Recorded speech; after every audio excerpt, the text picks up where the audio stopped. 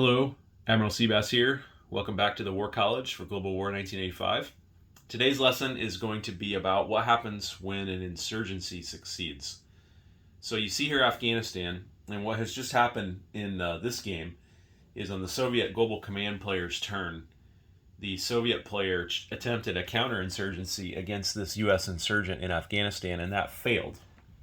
So now the insurgency succeeds because that counterinsurgency fails, and Afghanistan immediately forms a military pact with whoever instigated the insurgency, which in this case is the U.S. Global Command. So, some things happen under Rules 9.8.2 when an insurgency succeeds. So, we first eliminate the insurgent unit.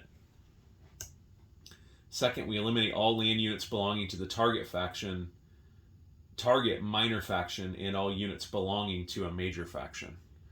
So this main battle tank unit for the Afghans goes away, and this air cav and attack helicopter for the Soviets also goes away. Form a military pact between the target faction and the major faction that instigated the insurgency. I've already done that by placing a U.S. roundel there.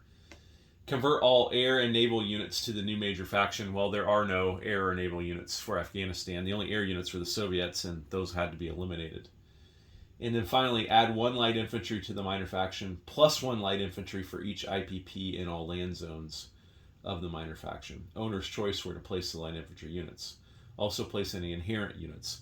Well, there's no inherent units, and there's no IPP value, so they simply get 1 light infantry unit, which we'll place there in Afghanistan. And that's now a U.S.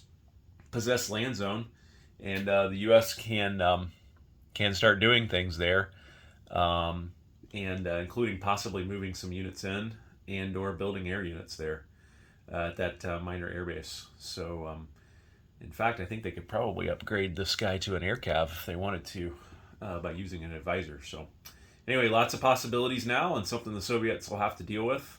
Doesn't typically happen because the deck is kind of stacked. The deck is kind of stacked against the U.S. insurgent there, but it can happen, and it did in this game.